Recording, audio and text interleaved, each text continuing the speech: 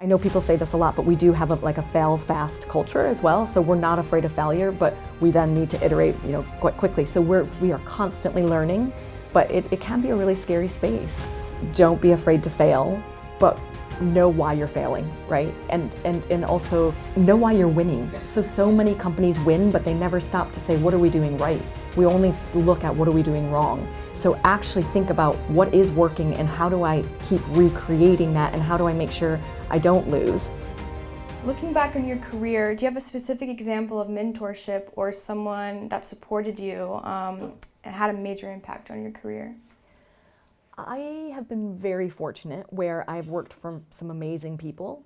I would say there's probably three. So my very first manager, she was absolutely brilliant, and I think probably very much inspired me as a female leader because she was so poised and articulate, and I always thought, how is she thinking about those questions? So I always tried to think, how would Shani answer this? Or what would Shani do? Because she always just felt one step ahead of everybody else. And so I really drew on those skills from her. My next manager, his name was Chris. He was brilliant as well. He was the one who really taught me the proper digital marketing skills. So I learned a lot from Shani on the softer side, a lot from him on the actual, proper digital marketing discipline. And then I would say the third was our ex-COO at Farfetch. His name was Andrew Robb. He, again, had probably a blend of the two, where he taught me a lot about, I wouldn't say softer skills, because I don't think he was brilliant at soft skills, but I would say he taught me a lot about probably leadership. And he was, incredibly fair and could see a lot of the different angles, had a lot of different perceptions. And so I could watch him, the way he was leading, and actually just learn a lot from, just watching him navigate very challenging sort of decisions. And it was nice to be able to see that in action. But he was always very fair and really taught me to get lots of people's opinions, even if it's not someone that you think is relevant, because they're going to see something differently than the way that you see it. And that can actually help you make a more informed decision. Yeah, I think it's nice to know following university that it's a learning curve. You're not going to know everything straight away, and you have to go through those hard moments. I'm still going through them. So yeah. it's you learn something every day. And I know people say this a lot, but we do have a fail fast culture as well. So we're not afraid of failure, but we then need to iterate, quite quickly. So we are constantly learning, but it can be a really scary space. Yeah, definitely scary. Do you have the most challenging or scary moment in your career so far and that you overcame?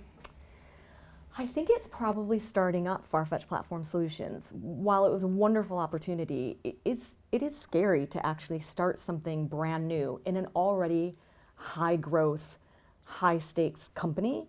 And there was a lot of politics around it as well. So a lot of people didn't think that we should be doing this, and they thought we should just be focusing on the marketplace.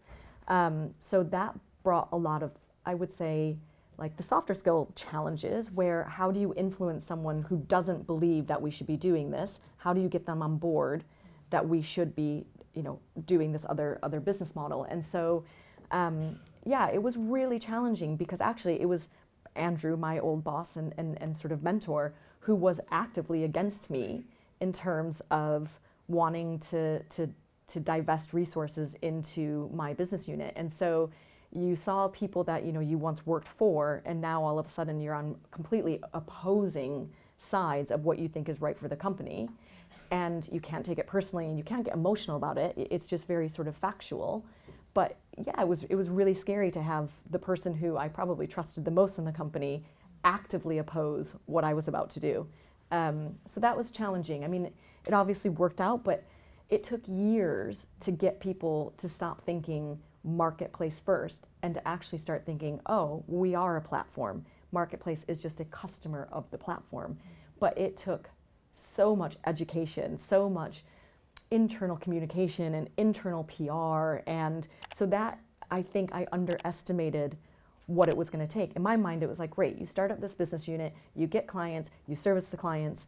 I completely underestimated the internal challenges that I was ready to like basically embark on. Yeah, I think that's just, you never really know what's gonna happen. No. You have this idea and it's never the case. For the students and budding entrepreneurs in the audience, do you have any advice for navigating these challenges and embracing the opportunities in the ever-evolving landscape of luxury fashion and e-commerce? Yeah, I mean, I think the advice probably is, one, again, do what you love. Find something that you love and that you're passionate about.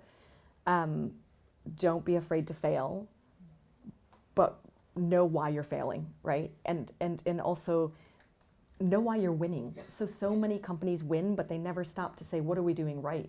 We only look at what are we doing wrong. So actually think about what is working and how do I keep recreating that and how do I make sure I don't lose. And then something that I think is a really interesting mindset that we have at the company is play to win, don't play not to lose. And so having that in mind, I think, is really important. And you start to actually think, okay, I'm going to make this decision because this is important, because I'm going to win here. I'm not doing it because I'm just not going to lose. In terms of the actual luxury fashion, I mean, those rules sort of apply for any industry.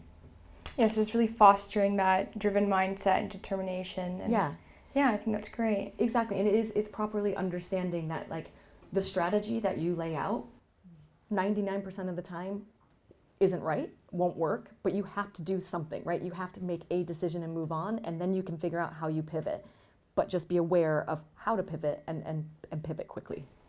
And looking back when you were finishing your studies and starting your career, if you could go back, would you change anything?